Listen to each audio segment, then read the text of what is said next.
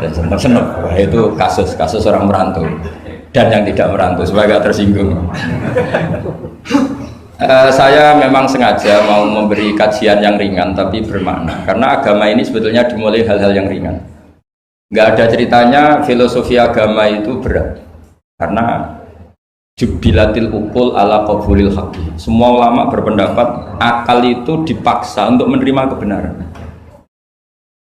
Saya pernah ditanya seorang dokter, dia tanya gini, apa zina itu kan enak, kenapa haram? Lalu tidak enaknya zina di mana? Terus dia saya tantang, andai kan zina wajib kamu bingung, kok bisa? Kalau setelahnya terus tak suruh lagi kamu bisa? Ya udah bisa, mau. Akhirnya dia mikir ya, kalau wajib malah bingung, harus mengumpulkan uang untuk murder.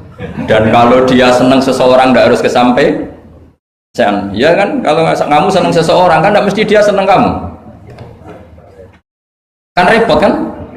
Kalau seneng tidak mesti dia seneng kamu, atau nggak seneng maunya dibayarkan repot. Mendingan diharamkan terus tidak usah, kan enak malah. Tidur di kamar happy santai.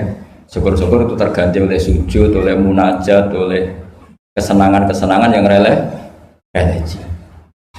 Misalnya maling diharamkan ya enak. Kalau kita boleh maling malah digebuki orang malah repot. Barokahnya diharamkan tidak dapat pahala, tidak digebukin orang gitu. Sama, jadi perlu membuat argumentasi agama itu penting. Selama ini ada kesolehan-kesolehan amatir, itu yang sering saya kritik setiap saya ngaji itu, kesolehan apa? Amatir. Misalnya gini, kadang-kadang orang ngeluh gini, Islam itu repot, mau kebar gak boleh, mau bebas gak boleh, andai kan boleh semua kan enak. Pertanyaannya adalah, ketika boleh semua, apakah lembaga maksiat ini tidak ada aturan? Kan tetap ada aturan. Boleh pakai kalau bayar, itu aturan enggak? Aturan. Kalau yang cantik mahal kan aturan. Kalau homer atau arak yang enak mahal kan aturan. Artinya gini, di tempat yang maksiat pun banyak apa? Aturan. Kenapa aturan di tempat maksiat kamu anggap kebebasan, sementara agama ngatur kamu anggap pengekangan? Nah, ini namanya soleh amatir apa? Soleh amatir itu yang latihan soleh. Tapi kalau solehnya sudah lama, kayak saya ini masuk soleh sudah lama, tidak tahu saya. Dari Gus Bak Syukur yang nggak seneng namanya akan komentari ujub, ya sudahlah itu biasa manusia seperti itu. Seperti sama merengut, yang senang akan bilang pemikir serius, yang nggak seneng kok merengut aja. Orang ita itu ya gitu, yang seneng bilang wah itu sibuk ngalor ngidul, yang nggak seneng kan bilang wah ita itu. Jadi itu kan nggak usah dipikir lah, komentar orang itu nggak usah dipikir. Jadi ini penting saya utarakan. Sehingga saya berpikir, terutama untuk zaman akhir. Saya ulang lagi, terutama untuk zaman akhir. Saya buktikan sekian ayat. Sebenarnya saya hafal Quran, tapi ini tak bawa Qurannya supaya nanti kamu bisa nyari ayatnya. Syukur-syukur kamu bisa nyanyi saya hafal Quran, bagus ini. Kalau enggak ya kacau ya. Sekarang banyak orang bantah apa orang hafal Quran, dia sendiri nggak hafal. Saya sering di Jogja. Saya mau tanya tafsir sama jenengan, karena tafsir Kemenak itu ada kesalahan sekian 2000 itu, tak tanya, kamu apa Quran enggak? Aduh repot ini kata saya. Ini kayak Tyson tinju sama Elias Pikal gitu. Kalau kelasnya enggak sama, mati soalnya kan.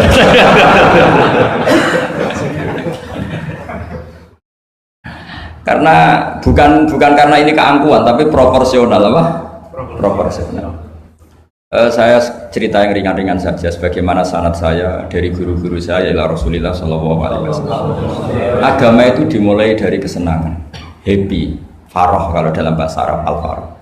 Ayatnya jelas, kul bi fadlillah wa bi rahmatih fa bidzalika falyafrahu. Ingat Muhammad dengan fadl Allah, anugerah Allah dan rahmatnya, kemudian dengan itu kamu harus senang.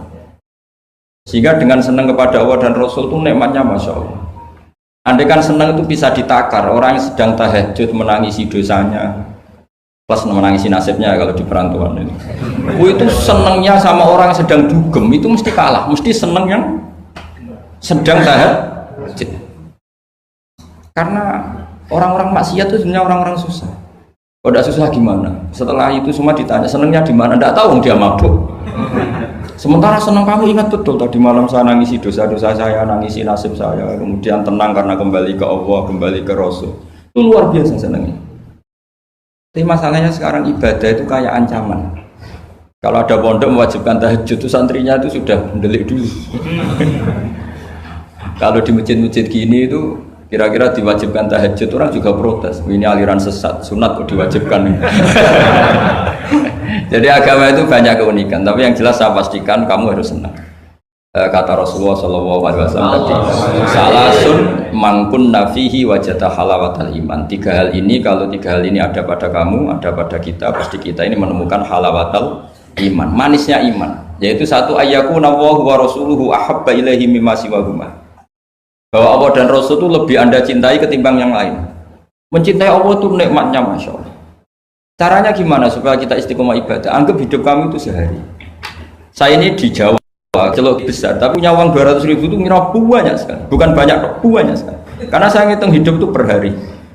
Karena aturannya orang soleh, sama tak ijazahi, pasti kamu gak mau. Karena kamu pecinta won. Pasti tidak mau. Syarat sahnya orang soleh itu harus nganggap hidup itu hanya sehari. Hanya apa? Wa'mal li akhiratika ka'annaka tamutu ghadan. Beramallah untuk akhiratmu seakan-akan besok mati. Coba kamu yang di perantauan, bayangkan maksiat sampai 60 tahun ke depan kan berat. Sampai seminggu saja kira-kira berat kan? Tapi kalau bayangkan saya tidak akan maksiat semalam ini karena besok saya mati, sukses. Besok berpikir gitu lagi, saya tidak akan maksiat kan hanya sehari. Ternyata besok hidup lagi. Berpikir gitu lagi, tahu-tahu mati betulan setelah 60 tahun. Jadi itu apa ya, satu konsep dari Rasulullah supaya orang itu meninggalkan maksiat itu ringan karena bayangannya hidup hanya. Coba yang ahli maksiat itu diberitahu besok kamu mati, kira-kira malamnya maksiat enggak? Kamu maksiat itu karena bayangkan hidup masih lama. Makanya kata Quran, wahai orang-orang yang beriman, alam yakni lilladzina amanu an takhsha qulubuhum li dzikrillah wa ma nazala minal haq. Orang-orang iman itu sudah saatnya khusyuk. Kamu jangan seperti orang-orang dulu. Orang-orang dulu fatola alaihimul amatu faqasat qulubuhum. Orang itu menjadi wangkot, menjadi keras hatinya karena merasa hidupnya itu panjang. Ini penting, ini konsep-konsep yang ada di hadis sahih. Jadi tidak perlu kamu soal ini sahih apa enggak, tak pastikan sahih. Saya ini baca hadis lama sekali. Jadi yang nyoal harus imbang. Kalau enggak kayak Tyson dengan Elias Pikal. Supaya clear, supaya jelas. Saya sering ketemu para pemikir di Jogja dan berkali-kali saya bilang harusnya diskusi itu imbang. Ini bukan karena keangkuhan tapi karena proporsional. Awal maksiat itu dimulai karena tidak senang tercari kesenangan dan pilihannya maksiat. Coba kalau kesenangan itu ada pada taat, itu luar biasa. Sampai Rasulullah itu menggambarkan ketaatan yang baik itu. Ada hadis yang mungkin kalau orang Jogja, orang Solo itu tidak siap karena agak priayi. Nabi pernah ngendikan, wa fi buti ahadikum sodaqah. Kamu ngeloni istri kamu itu ya sodaqah. Sahabat ya tanya, ayati ahaduna syahwatahu wa walahu ajrun. Yang benar aja ya Rasulullah, masa urusan seks, urusan biologis kemudian dia dapat apa? Pahala. Nabi jawabnya ringan saja. Alaihi salawatu aha fi haramin akana alaihi wisrun. Kalau yang digauli itu istri orang atau yang enggak zaujahnya, enggak istrinya, apa dia ada dosa? Ya dosa ya Rasulullah.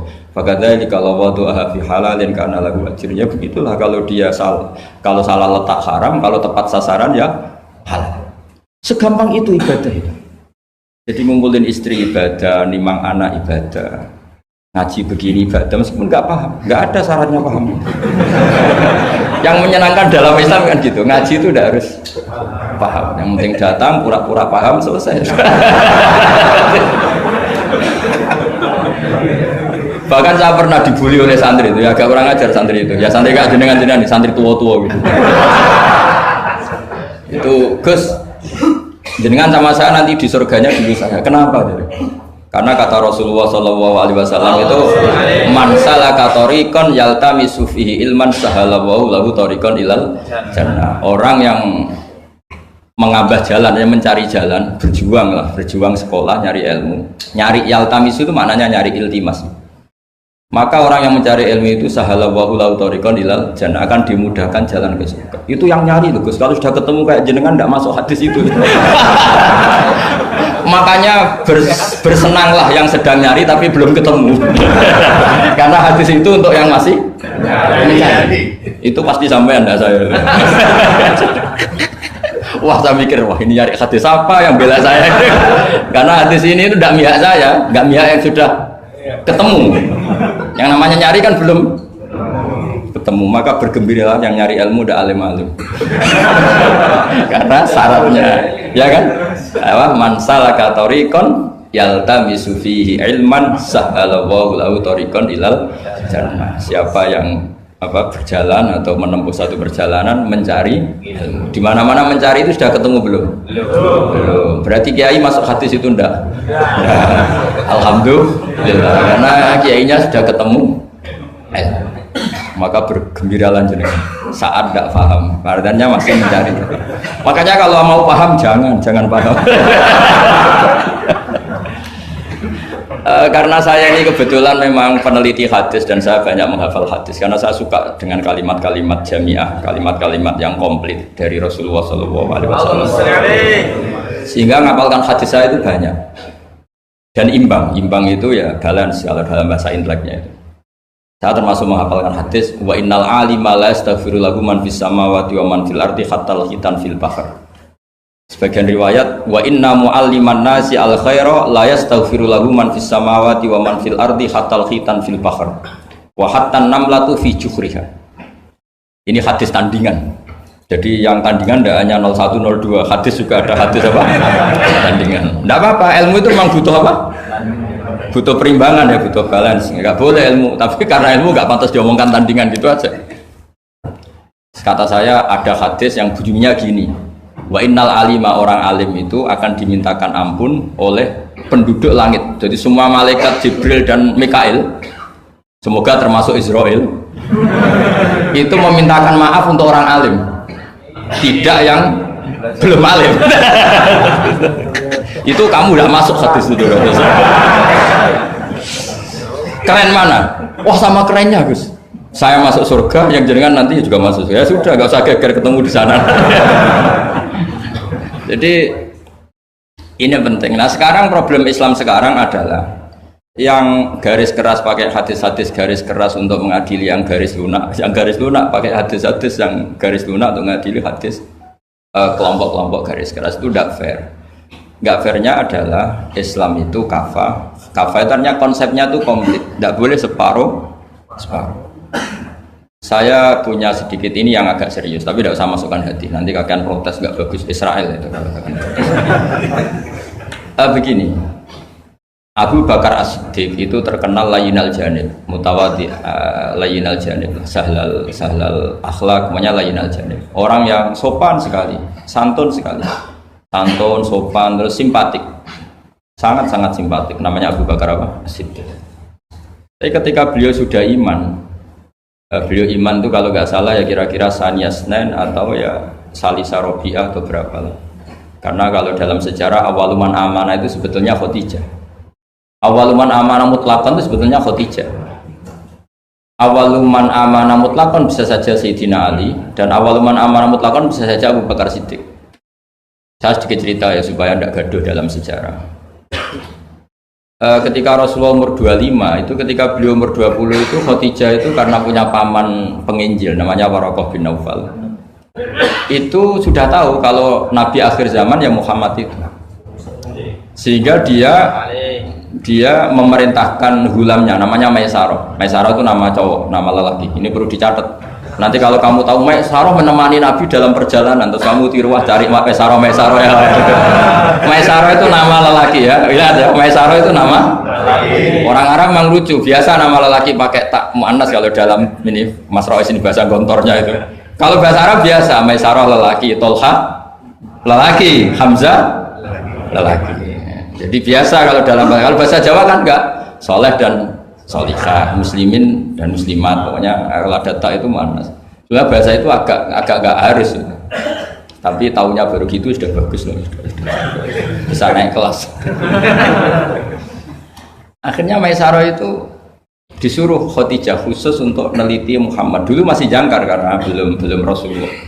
Setelah diteliti di perjalanan ke Syam, mengikuti dagang, semua keajaiban dan alamatun nubuwah itu ada semua, termasuk tuzilluhul ghamamah tuti'uhus sahaib.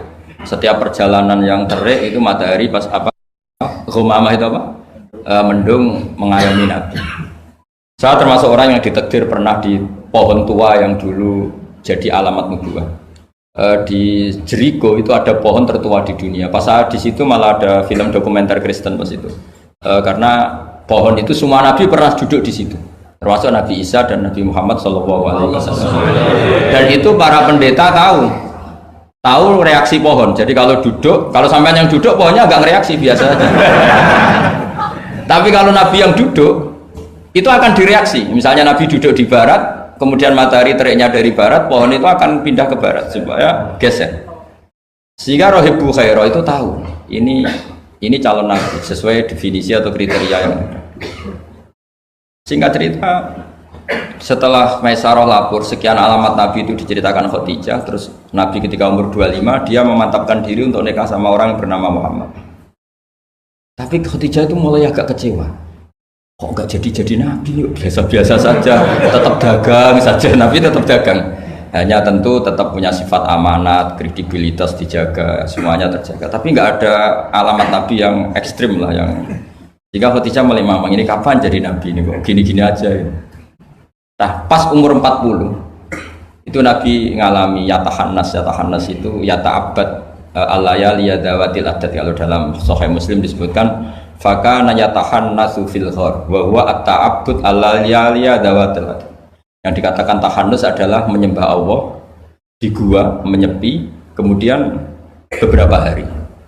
Terus di hadis itu juga diterangkan wa yatazawwadu lidzalik. Perlu dicatat dulu tirakannya Nabi itu ya bawa bekal. Bukan terus kelaparan 3 hari nanti fata morgana yang dilihat. Jadi ini perlu dicatat. Kadang banyak orang tirakat gak makan 40 hari, gak makan 3 hari itu malah bahaya. Karena yang dikatakan nur atau apa ternyata fata morgana karena lama gak makan. Jadi perlu dicatat di hadis itu jelas ada kalimat wa yatazawwadu lidzalik. Ya Nabi ya normal bawa apa? Bekal. Jadi tidak lapar-lapar amat. Tapi tidak satu nampan kayak makan di atas tadi ndak ya. Kalau itu makannya orang kelaparan itu. Ya tapi bagus lah, saking hormatnya sama kiai makannya banyak. Apa ngetes kiainya? Kalau banyak ada kiai ini. Tidak tahu. Motifnya apa tidak tahu. Motifnya tidak tahu. Tapi husnudzon wajib. Panitia tenang saja. Kiai itu wajib husnudzon. Harus baca ini ya Muhammad. Nabi begitu fatwa. Sehingga ini penting sekali karena jarang orang mengungkapkan ini. Kenapa jarang mengungkapkan? Kemungkinan satu tidak tahu. Dua, karena kadang kiai itu ya manusia, Ustadz juga manusia. Kadang-kadang dengan tanda kutip itu ya pecundang. Dia ngomong yang dicintai pasar, itu yang saya sesalkan betul. Tidak ngomong yang dibutuhkan dalam khazanah Islam. Itu saya kecewa betul. Dan semoga mereka itu tobat. Enggak boleh seperti itu. Coba kita ini Islam mulai kecil, punya kiai mulai kecil. Kadang-kadang tidak pinter-pinter. Karena ayatnya itu terus sama. Kubu sebelah misalnya dalil ayat ini, yang ini terus gitu aja. Kalau orang sunat diceritain Nabi Ibrahim sunat 80 tahun itu pakai palu, pakai apa itu kodum itu kapak langganan ya. Kalau ada orang mati ya mesti kullu nafsin dha'iqatul maut. Kalau ada orang nikah mesti faman rohiba an sunnati fahu, itu saja. Jadi umat ilmunya tidak tambah, ya sudah siapa saja yang nikah ya itu aja, yang mati ya itu aja kullu nafsin. Karena ya pasarnya seperti itu. Buat sekali-kali ada orang mati itu bilang, ayo pesta. Karena orang dolim ini sudah mati. Ngurangi beban bumi. Ngurangi beban apa? Syukurilah kematian orang fasik ini. Itu nggak disangoni sampai itu. Sudah ada disangoni, dibenci keluarganya, ya enggak? Ya daripada gitu yang umum saja kullu nafsin dha'iqatul maut. Kematian adalah mau'idhah, kafa bil mauti wa'idun. Cukup mati sebagai nasihat, ya ikut pasaran saja. Karena itu yang menghasilkan pasar. Tapi resikonya itu ilmu itu tidak tambah apa? Tambah. Ini kritikan saya, semoga ini membantu ya supaya ustadz-ustadz itu kalau ngaji itu mikir yang dibutuhkan umat, jangan permintaan pasar, itu tidak bagus. Saya datang ke sini juga bukan karena undangan. Saya yang bilang saya tanpa diundang pun datang ke Korea karena saya ingin sujud di bumi ateis supaya nanti keren. Keren betul, sampean tuh keren betul, sujud di bumi. Wah itu pol kerennya tuh, hebat. Kalau sujud di Mekah, Medina, di Indonesia itu kan wajar. Ini sujud di bumi.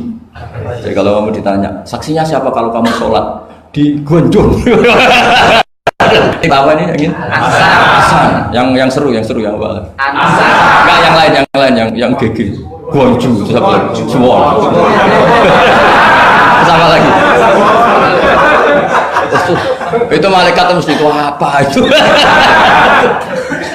Parah lagi kalau ditanya, sujudnya di mana? Di kamar mandi. Karena kalau pas kerja kan hanya dikasih waktu berapa ini? 5 menit dan itu pura-pura di kamar mandi. Keren nggak? Keren. Jadi padahal bumi itu akan bersaksi yang dipakai tempat sujud. Itu paling keren mesti yang Korea. Apalagi yang pas kerja. Kalau sini kan masjid masih normal. Kalau pas kerja kan di kamar mandi. Iya di pabrik ya maksudnya. Oh iya.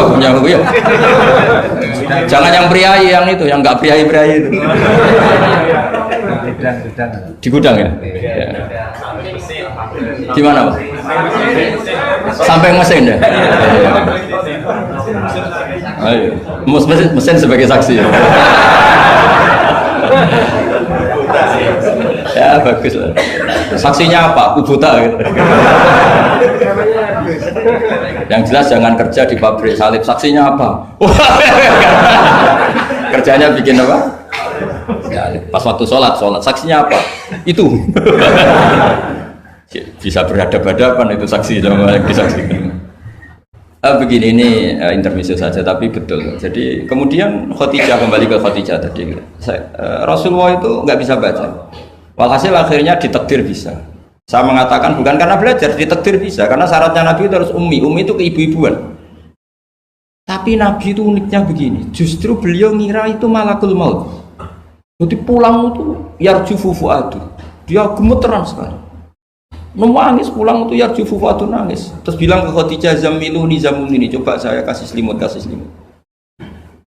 Kalau dalam bahasa Arab itu boleh khitab sama perempuan itu pakai ya mu'annas sama khotoba atau pakai mudzakkar ghaib al mudzakkar mukhatab jamak tapi niatnya ahli. Jadi kalau orang Arab bilang normalnya kalau perempuan kan zamilini karena khitabnya satu yaitu Khadijah. Tapi Khadijah itu nama ahlun, nama keluarga sehingga dalam bahasa Arab juga boleh zamiluni apa? Pakai khitab apa jamak mudzakkar. Khadijah terus dikemulin. Di mana-mana namanya ketakutan itu ya dikemulin. Dan di mana-mana kalau ketakutan itu cari istri. Yang bayang di perantauan ya kalau ketakutan. Enggak usah lah banyak menyinggung orang. Pokoknya seperti itu. Sunnah manusia apapun hebatnya kalau ketakutan itu nyari istri. Jangan bahasakan nyari perempuan, nyari istri ya.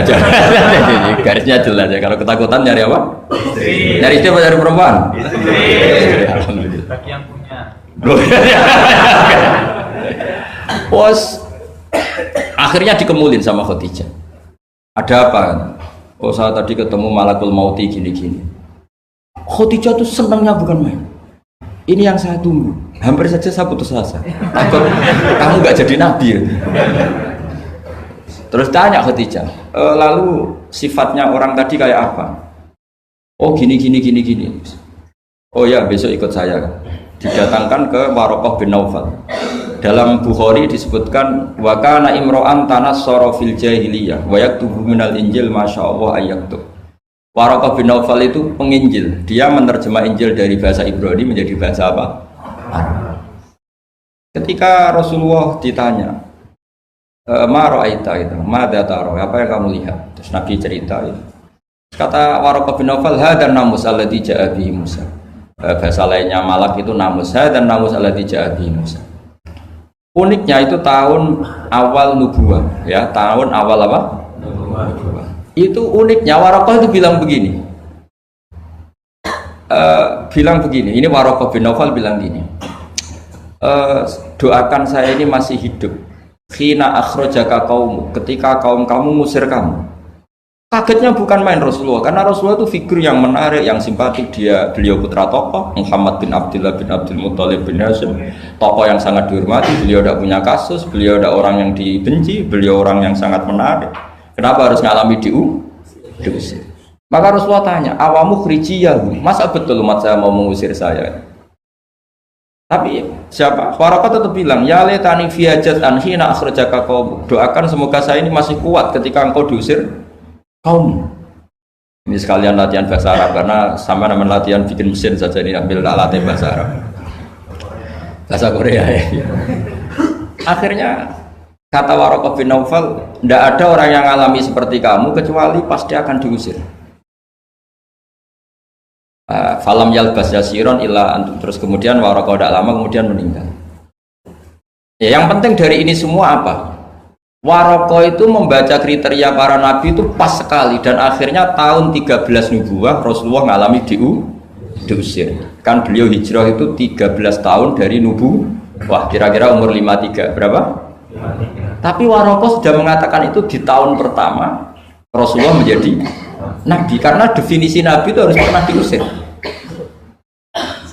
Maka kalau sampai mengalami diusir oleh nasib itu ya ada alamat. Cuma itu udah alamat nubuwah, alamat terlantar. Jadi itu bedanya. Karena yang nabi sudah ditutup, nggak ada peluang lagi. Jadi, nah, Khadijah itu masih nggak terima, padahal beliau sudah mendapat sekian alamat. Tadi tudzilluhul ghamama tuti'u sahab, ada sekian alamat. Tesnya sudah lulus semua. Rasulullah tadi Maisarah menyaksikan apa, dinaungi oleh apa, mendung tadi, macam-macam. Khadijah itu masih dengan tanda kutip masih agak-agak beli, masih cari definisi yang ini agak absurd lah. Kata Khadijah gini, ya Muhammad, ya Rasulullah, kalau kamu kedatangan teman kamu itu, kalau bilang sohibuka, nanti cerita ke saya. Ya kata Nabi. Nabi itu lugu, nggak ngerti kalau itu dites. Ya katanya. Suatu saat Jibril datang ke Rasulullah. Ini malak, ini Jibril, ini teman saya datang. Ya Nabi kadang istilahkan Jibril itu temannya. Ini teman saya datang. Oh ya. Terus Khadijah dekat Rasulullah, pas Rasulullah agak-agak dipangku manja. Fakasyafat an auratiha, sebagian auratnya Khadijah itu dibuka. Sama tidak usah bayangkan kelihatan apanya itu pun. Makanya saya bilang agak absurd. Ya kira-kira pupunya saja lah yang lebih mudah. Tidak lebih dari itu, jangan macam-macam. Akhirnya terus ditanya, Khadijah tanya, temanmu masih? Tidak, lari. Hanya Khadijah ditutup lagi. Khadijah nggak tahu ada Jibril, nggak tahu. Ditutup lagi. Sekarang temanmu di mana? Oh sekarang datang lagi. Oh Nabi diambungi sempurna. Ini yang saya tunggu-tunggu, Kang. Itu malaikat betul, bukan setan. Karena kalau setan tahu aurat kamu tahu kan. Artinya apa? Dalailun nubuwah itu dikaji sedemikian rupa oleh Khadijah karena beliau ponakan dari penginjil yaitu Waraqah bin. Tentu zaman itu Injil masih orisinil ya, bukan kayak yang sekarang Lukas Matius. Tentu jadi Injil di sini bukan konotasi yang muharraf yang apa? Enggak orisinil ya, tentu yang masih apa? Orisinil. Jadi semuanya mengarah ke pembenaran terhadap kenabian Rasulullah Muhammad SAW. Jadi Khadijah tambah mantu. Jadi Nabi dites saja tidak tahu ya lugu saja. Temanmu masih lari. Terus setelah ditutup lagi, temanmu ada. Oh iya ya sekarang ada lagi. Wah ya Nabi betul. Absyir ya Muhammad, kamu harus senang, itu malaikat betul. Kalau setan tidak seperti itu. Oh, kalau ada aurat senangnya bukan main. Nah, melihat awal, saya ulang lagi ya, melihat awal dialek kenabian itu hanya dengan Khadijah karena dia keluarga terdekat beliau. Maka sebetulnya awaluman amanah mutlakon itu sebetulnya itu hampir semua ulama bilang itu Khadijah, bukan Abu Bakar. Tapi melihat peran Abu Bakar yang begitu sentral dalam mengawal Islam, orang bilang Abu Bakar. Melihat Sayyidina Ali teman kecilnya Rasulullah, orang bilang Ali. Sehingga berjanji itu, kitab berjanji itu, maulid itu kan sebenarnya kitab sejarah normal biasa, kitab akademik sebetulnya, bukan kitab mantra, kitab akademik. Beliau kalau ngendikan tuh awaluman amra minar rijal Abu Bakar, wa minan nisa Khadijah, wa minas sibyan Ali, wa minal mawali Zaid, supaya semua kelompok terwakili, semua kelompok. Karena kalau yang pro Abu Bakar dibilang awaluman amanah Khadijah itu merengut ya.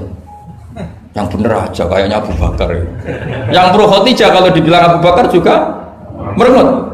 Yang pro Ali juga demikian. Akhirnya di tengah-tengah awaluman amana minar rijali Abu Bakrin wa minan nisa Khadijah wa minas sibyan Ali wa minal mawali Zaid bin Harisah. Pertama orang iman dari golongan lelaki tua, rijal lelaki tua, lelaki berumur lah, itu Abu Bakar. Dari perempuan Khadijah, dari anak kecil Ali, dari mawali budak dimerdekakan. Jadi itu sudah cara bahasa Arab itu takbir itu redaksi yang agak-agak ngeles. Jadi seperti ginilah, pendiri masjid As-Siratal Mustaqim itu siapa? Yang pertama punya ide tentu sebenarnya yang pertama, tapi kan ide tok belum terrealisasi. Nah, nanti yang pertama terrealisasi pondasi juga pertama, tapi yang benar-benar mulai dipakai Jumatan itu juga pertama lagi lah. Supaya agak sensitif kita ini harus minta pertama semua, mau tidak mau kan kita harus ngomong awaluman bana hadal masjid si'a, tapi dulu belum ada ya bana ide. Wa awaluman misalnya pembalataan batu pertama waktu al-hijarah awalan ini. Wa awaluman sing jadi imam ya ummu hadal masjid fil jum'ah ini. Lah yang sampean wa awaluman ngerameni mbu masjid. Sudah enggak apa-apa, yang penting awaluman apa? Masuk kategori awal. Nah, ini penting saya terangkan. Kembali ke Abu Bakar. Abu Bakar itu layyinal janib, orang yang sopan. Dan itu bagus, tentu sopan itu bagus, layyinal janib bagus.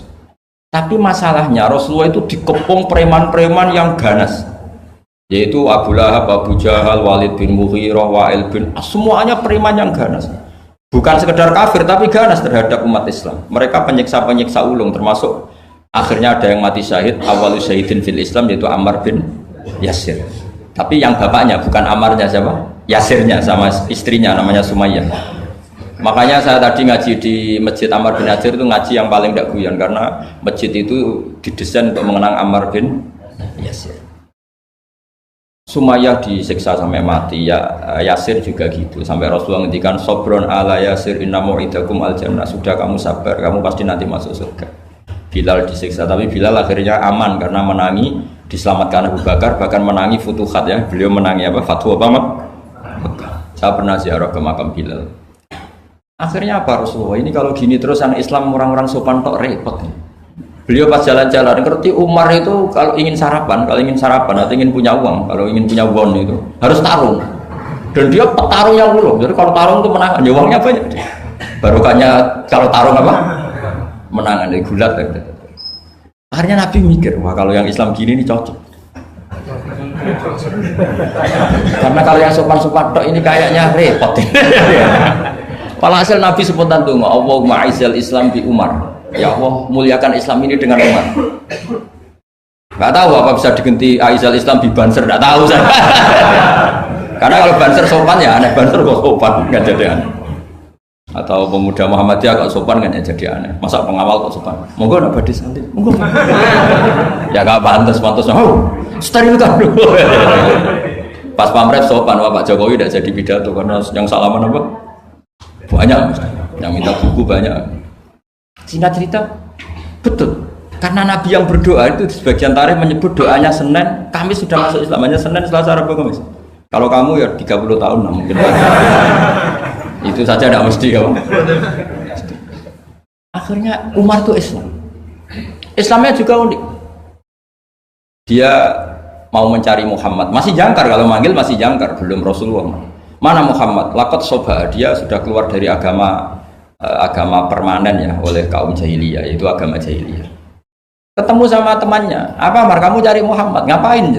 Mau saya bunuh karena dia bikin agama baru. Lakot ja'a bidinin mukhdas, dia membawa agama baru.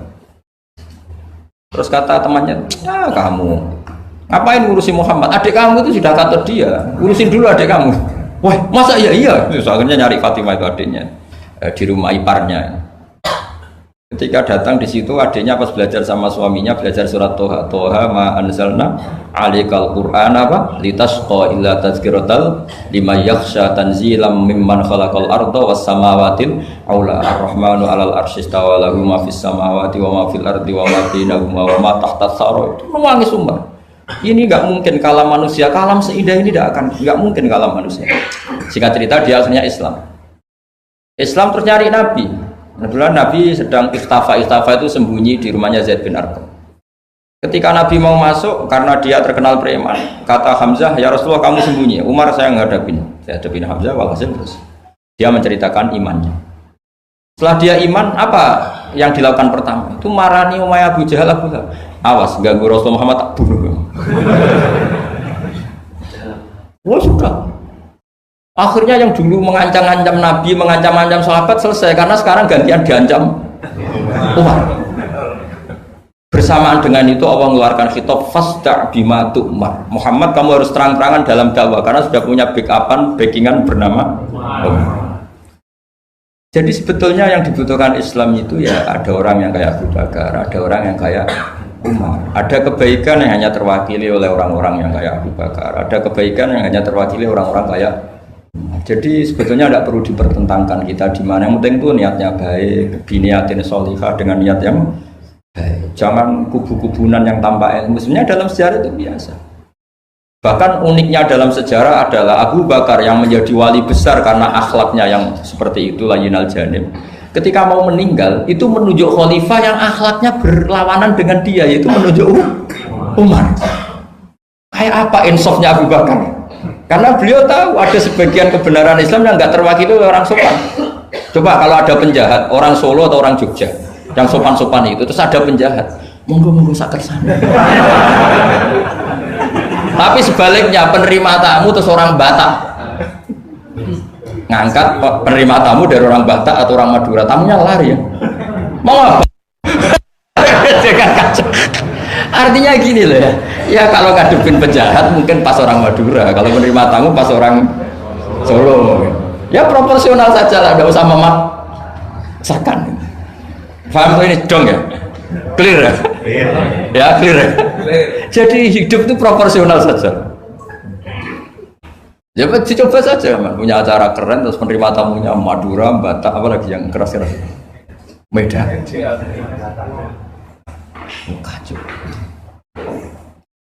Nah, sama. Makanya kalau guyonannya itu rumah kebakaran, yang punya rumah itu orang Jogja kan, ngapunten badhe matur, wonten apa ngapunten sangat gawe.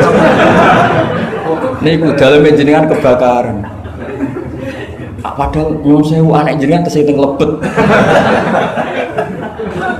Artinya ada momen yang sopan itu tidak boleh gitu, apa? Yang sopan itu kalau ada kebakaran yang punya rumah baru minum harus enak-enak ngombe banyu. Itu kalau mau kebakaran harus gitu, mau tidak mau harus tidak sopan kan gitu. Jadi sopan ada maudeknya, enggak sopan ya ada maudeknya. Sehingga dalam kitab Hayatus Sahabah yang dikarang oleh Syekh Yusuf Al-Kandahlawi, yang paling saya kenang adalah beliau menceritakan makalahnya Umar radhiyallahu anhu. Beliau mengenang Umar ditanya, "Laqad kunta faddun ghalidul qalbi." Kamu itu pemimpin tapi keras sekali. Kata Umar, "Saya ini berusaha layyinal janib." Fa wallah, laqad khasyitu fillah wa laqad khasyitu fil ghillah. Kamu tidak tahu perasaan saya. Saya ini kalau sedang halus ya istighfar sama Allah. Kalau saya sedang tegas juga istighfar sama Allah. Kamu tidak tahu perasaan saya. Itu banyak mufassiru hadal maqalah yang menafsirkan gini. Dalam makalah yang lemah lembut itu juga ada dosanya. Dalam tegas juga ada dosanya karena manusia tidak pernah sempurna.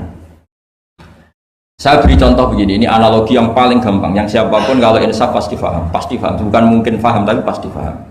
Misalnya kamu punya keponakan yang sering pacaran, itu benjak larangan ngalor ngidul, pokoknya sering maksiat. Kemudian ada Pak D yang hildo, yang ghalid, yang keras. Pasti ponakannya nggak pernah ke situ, paling dimarahin kan gitu. Yang satu Pak D yang satu atau Pak Ali yang satu layyinal janib, pacarnya jadak segitu ya nggak apa-apa. Paribasannya rangkul-rangkulan di situ ya nggak apa-apa. Potensinya pasti sama.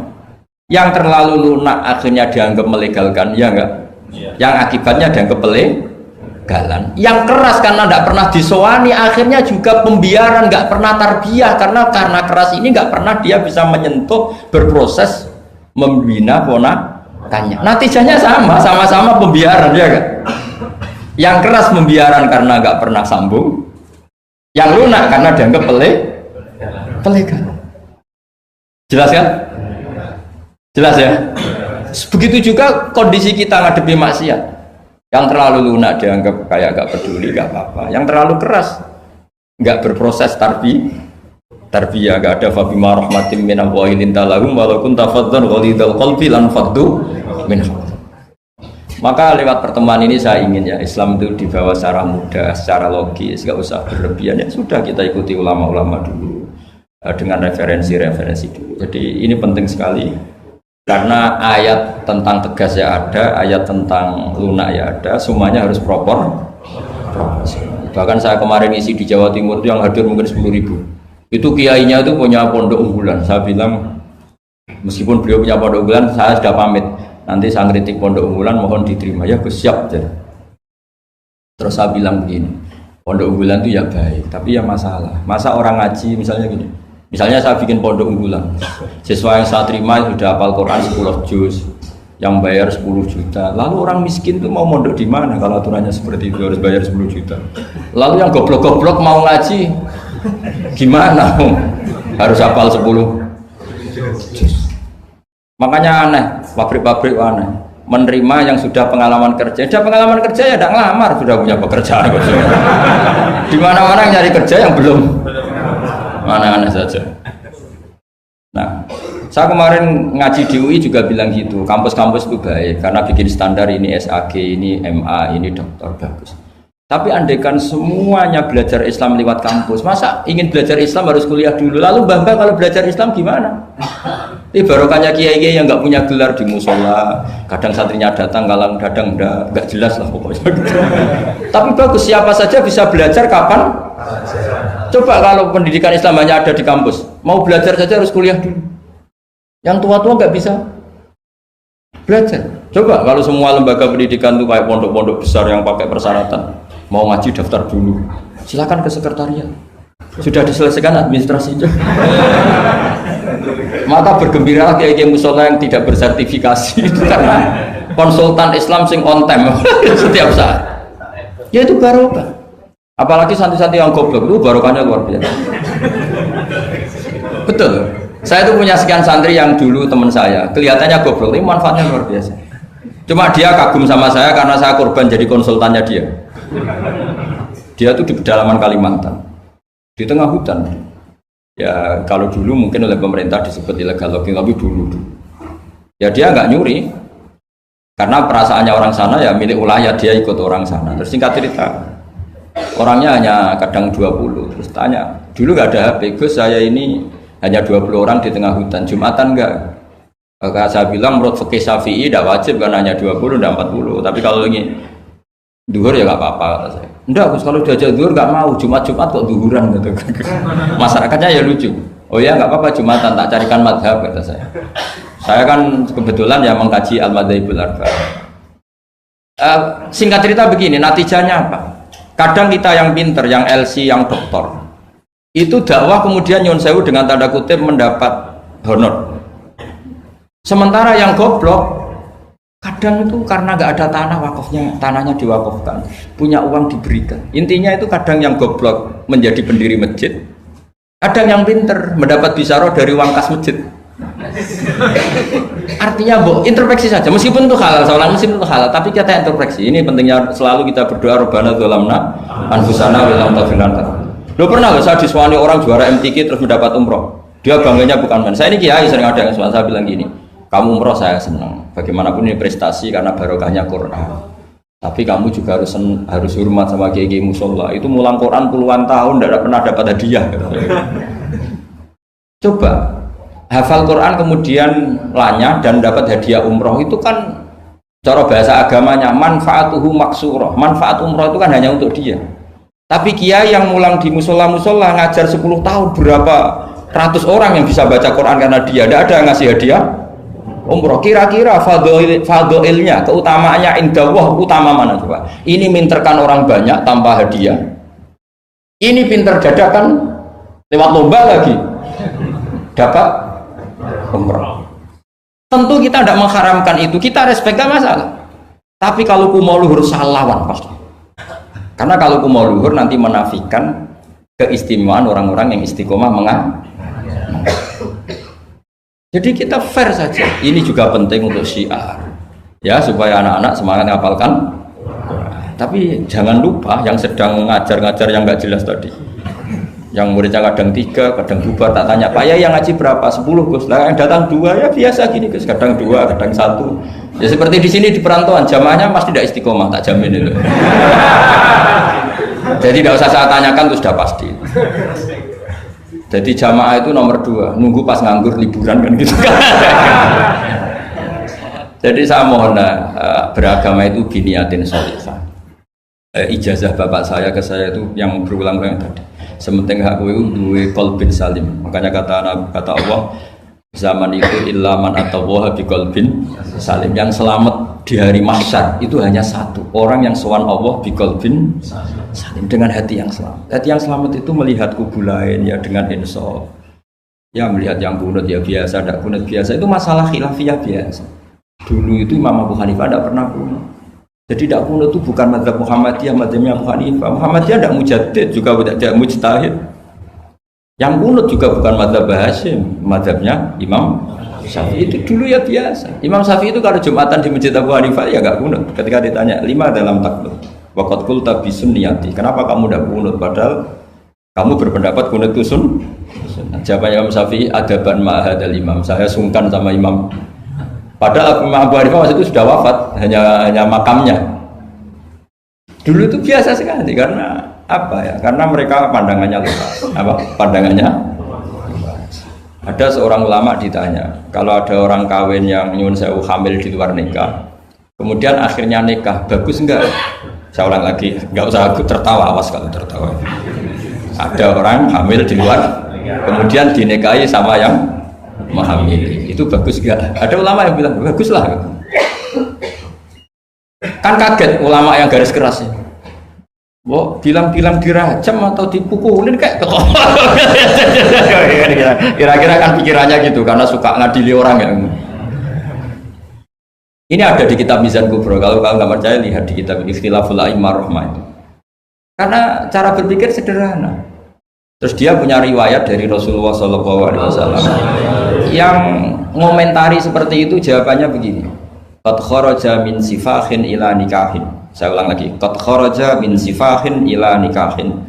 Berarti dua orang itu telah keluar dari tradisi kumpul kebo menjadi tradisi nikah. Misalnya malam ini dia masih kumpul kebo, terus paginya nikah, malamnya lagi kan sudah sah. Artinya apa? Dia keluar dari tradisi sifat sekarang ke tradisi nikah. Artinya melihatnya masa depan saja, tidak usah lihat masa belakang. Jadi ulama ya ringan saja. Ya ada ulama yang tetap marah. Susah apa sih langsung kawin disik-disik, ngapain baru setelah itu kawin? Ya bagus supaya jadi apa ya, supaya jadi pelajaran. Ya monggo saja yang tetap keras supaya apa tanfir, kalau dalam bahasa Arab tanfir, tasna atau takbih, apa memperburukan yang memang tapi yang ini juga bagus, yang sudah kadung ya sudah, sekarang dia mau tobat ya dikomentari saja qad kharaja min sifahin ila. Ini penting saya utarakan, jadi nanti mungkin saya ada 1-2 pertanyaan, 2 saja loh, saya capek ini karena yang belas pertanyaan jangan keluar. Saya ulang lagi, pertanyaan jangan keluar. Terus yang ringan-ringan saja, karena agama ini dibangun dengan keringanan. Tadi yuridu bikumul yusra wala yuridu bikumul usra. Dan kalau pertanyaannya ekstrim itu nanti rusak. Kata Rasulullah, innama ahlakal ladzina min qablikum kasratu masailihim. Dulu orang rusak itu karena banyak tanya. Karena nanti kalau Allah ditanya itu mesti tersinggung. Karena apa ya? Orang tanya itu tadi mengkritisi perintah. Sampean tahu kenapa malaikat dimarahin Allah? Gara-gara apa? Tanya. Ya tak ceritanya sedikit ya. Allah kan memaklumatkan ke alam langit, inni ja'ilun fil ardi khalifah. Saya putuskan bahwa manusia ini jadi khalifah fil ard. Malaikat langsung tanya apa? Qalu ataj'alu fiha may yufsidu fiha wa yasfiku. Yang benar saja ya Allah, tolong dievaluasi. Manusia itu kan potensi yang rusak. Yufsidu itu fi'il mudhari', berarti mustakbal. Cara terjemahan bebasnya manusia itu berpotensi merusak. Wa yasfiku dima, dan berpotensi mengalirkan darah. Betul hanya tanya, tapi artinya kan gini, ya Allah, kali ini kayaknya tidak pas keputusan kau ini. Tolonglah Deva. Makanya Allah marah, qala inni a'lamu ma la ta'lamun. Menang. Karena tanya ini. Makanya syaratnya Nabi itu harus ummi. Gak boleh intelektual jadi Nabi. Bahaya itu. Misalnya intelektual jadi Nabi, Kok ketemu malaikat di Gua Hira? Kenapa di sini? Kenapa tidak di mall saja? Jadi repot nanti. Karena semua disoal secara intelek. Tuh. Makanya saya syukur sama Anda jadi nabi dan tidak akan jadi nabi. Nah, inteleknya itu. Jadi ini penting saya utarakan karena sekarang itu agama mau dicerdasin, ngajinya agak gelem tapi mau kritis. Itu bahaya betul. Makanya innama ahlakal ladzina min qablikum kasratu masa ilim, karena banyak pertanyaan. Ya bahaya betul. Masa Allah dievaluasi? Allah? Makanya saya termasuk gak senang ketika ada sholat gini peregangan apa pernapasan terus kalau sujud apa saya tidak senang. Saya senang saya gini nanti sholat lama-lama fungsinya kayak senam yoga. Gini saja, semua yang diperintahkan Allah pasti ada hikmahnya, saya yakin ada hikmah. Tapi tidak usah hikmah ini jadi tujuan. Kalau nanti jadi tujuan, terus orang bilang gini, itu sholat terus sakit, yang nggak sholat sehat, habis kamu. Ya kan? Tapi kalau ada orang tahu hikmahnya gini untuk apa, narik nafas atau apa yang gini, ya monggo lah sauni-unimu, ya nggak apa-apa lah seperti itu. Tapi kalau jadi tujuan, jadi ya sudah, yang benar sholat itu apa? Sholat itu bukti ketundukan sama Allah Subhanahu wa ta'ala. Wasjud waqtarib, kalau berani sujud berarti insya Allah dekat sama Allah, karena itu bentuk tawaduk, bentuk tadzallul, bentuk ubudiyah. Fadkhuli fi ibadi wadkhuli. Lalu kok terus dianalisis ini fungsinya gini, wah repot. Lah nanti kalau ada senam yoga tandingannya lebih efektif. Saya jantungan, sujud kok nggak ngefek, tapi setelah ikut yoga kok ngefek. Saya loh ya, orang boleh nggak berpendapat sependapat sama saya, tapi kalau nggak sependapat keterlaluan, yakin. Karena dari saya jelas yang namanya wasjud ya Pak, udah ada di hadis di Quran, wasjud wa tashu, sujud dan kamu menjadi nggak ada yang ada ya wasjud. Saya kira demikian. Assalamualaikum warahmatullahi wabarakatuh. Apa langsung selesai aja? Ya. Masalah keimanan. Tanya apa ngeluh? Kalau tanya boleh ya gimana? Masalah keimanan tentang qada dan qadar. Oh ya. Kalau qada dan qadar itu kita sudah ditentukan oleh Allah, kenapa masih dimintai pertanggungjawaban nanti di akhirat? Oh ya. Betul. Ya seperti mukadimah saya tadi ya. Jadi ngaji itu harus kafah. Kafah itu artinya komplit. Jadi Nabi dalam banyak hal yang momennya tepat ya menganalisis dengan qada qadar, tapi dalam banyak hal juga melarang orang membicarakan qada qadar. Jadi misalnya gini, kamu kadung ditakdir pernah punya dosa dan kamu ingin tobat, maka dosa yang masa lalu anggap saja qada qadar, terus keinginan tobat itu anggap aturan syariat. Jangan lalu setelah qada qadar kamu tidak berkeinginan tobat. Ini penting saya utarakan karena Nabi itu ngendikan pasti dua kali. Saya jamin di setiap konteks sosial Nabi pasti ngendikan dua kali. Dua kali itu dua solusi. Nabi pernah ngendikan idza dzikiral qadar fa amsiku wa idza dzikra ashabi fa amsiku. Jika umatku telah menjustifikasi qada dan qadar fa amsiku, kamu jangan ikut-ikut. Karena nanti akan yang zina nggak apa-apa, saya sudah qada qadar, yang maling ya nggak apa-apa karena sudah qada. Wah bahaya, bisa hancur syariat kalau seperti itu. Tapi ada banyak hal yang Nabi mengisnadkan itu ke qada qadar. Kayak cerita Nabi Musa dan Nabi Adam. Ada kan di hadis Sahih itu jelas. Ini dengerin ya, ini betul di hadis Sahih. Nabi Musa itu saking Israelnya, memang beliau orang apa? Pertama semua Nabi kan pasti ngalami diangkat ke alam roh. Nabi loh ya, tidak sampean Nabi. Sama tidak usah ambisi begitu, Nabi ini. Ketika beliau diangkat di alam roh itu ketemu Nabi Adam. Padahal Nabi Adam kan Abul Basar, tokoh utama ada. Pertama ketemu langsung ngomong gini, anta Adam, kamu betul yang namanya Adam? Ya saya Adam. Antal ladzi akhrajtan nasa minal jannati wa asqaitahum. Saya hafal hadisnya. Antal ladzi akhrajtan nasa minal jannati wa asqaitahum. Gara-gara kamu orang nggak hidup di surga. Jadi kalau sampean marah gara-gara kamu, saya harus cari uang sampai Korea gitu. Coba kalau kita masih di surga, nggak perlu kerja di mana? Karena semuanya tersediakan, nggak punya istri jelek, semuanya cantik karena bidadari. Gara-gara jenengan kita harus keluar di bumi dan keluar dari surga. Nabi Adam itu karena orang sepuh ya, beliau santai saja. Anta Musa, kamu betul Musa? Ya saya Musa. Anta kalimu, ya saya kalimu. Anta Sofio, ya saya. Nabi Adam masih muji-muji. Ini pentingnya orang bijak. Jadi kalau sama nanti ngelawan saya tetap bijak insya Allah. Tapi sampai bisa neraka, ngelawan kiai itu dosa. Dosa sekali, bukan dosa biasa, sangat dosa. Nabi Musa, Nabi Adam masih anta sofi wa anta kalimullah. Bukankah kamu melihat di Taurat bahwa saya akan dosa dan akan dosa saya sudah ditulis 40 tahun sebelum saya dosa? Iya ya Musa, iya ya Nabi Adam, ya betul gitu.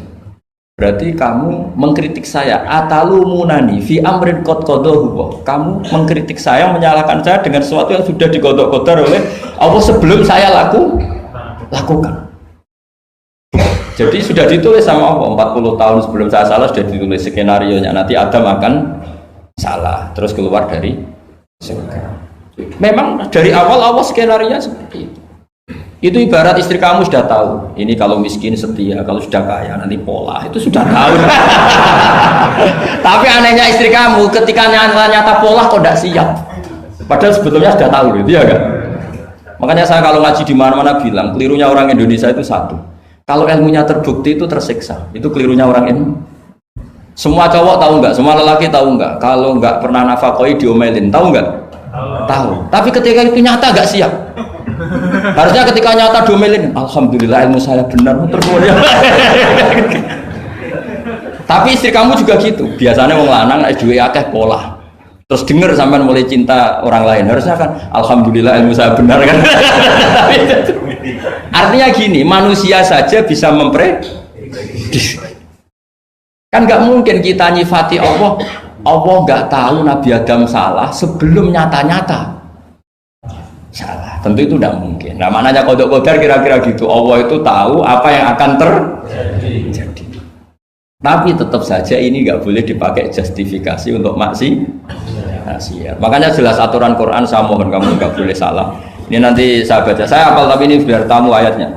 Itu ayatnya kan ma asoba musibatin fil ardi wala fi anfusikum illa fi kitabim min qabli an nabraha inna dzalika 'ala Allahi yasir likai la ta'sau 'ala ma fatakum wala tafrahu bima atakum. Jadi apa yang mengenai kamu di bumi maupun ada pada diri kamu, anggap saja itu, yakini saja sebagai qada qadar, supaya kamu tidak putus asa apa yang sudah terlewatkan dan tidak bangga dengan apa yang kamu sudah.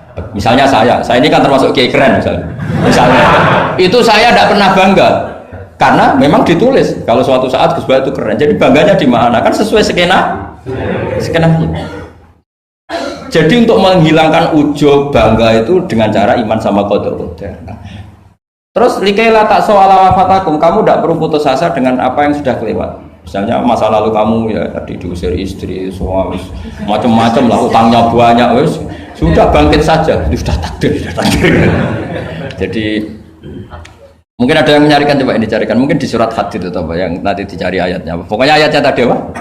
Ma asoba min musibatin fil ardi wala fi anfusikum apa? Illa fi kitabim min qabli an nabraha inna dzalika 'ala Allahi yasir likaila taksau 'ala ma fatakum wala tafrahu bima atakum. Jadi kodok kodar ditulis supaya kamu tidak putus asa menyesali apa yang sudah kelewat dan bangga kumoluhur terhadap apa yang kamu dapat. Jadi misalnya Pak Jokowi jadi presiden, untuk menghilangkan ujub ya, memang sudah ditulis kalau akan jadi ya biasa saja sesuai skenario. Ya sama seperti sampean suatu saat tua terus untungmu coplok terus dredeg kepleset tiba, soalnya harus senang saja. Zaman kamu muda juga sudah tahu kalau nanti akan seperti itu. Jadi kalau itu terjadi ya sudah, memang akan seperti itu. Jadi ringan saja. Ini pentingnya ngaji. Jadi sesuatu itu mudah sekali kalau dianalisis dengan dengan ya cukup ya. Satu lagi aja jangan.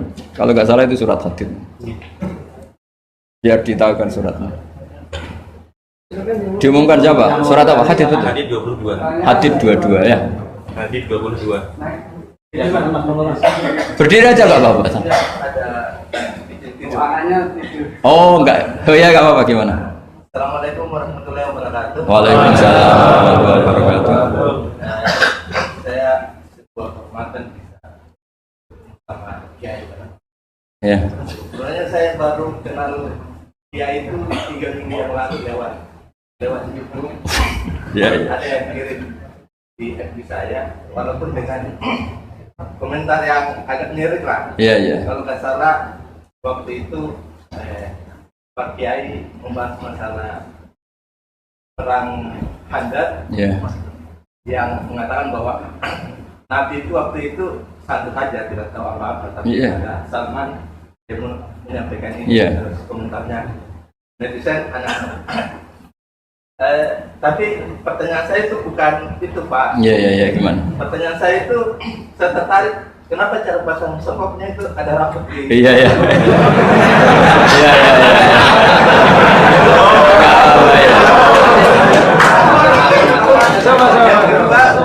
Yang kedua, ini sebenarnya hal umum.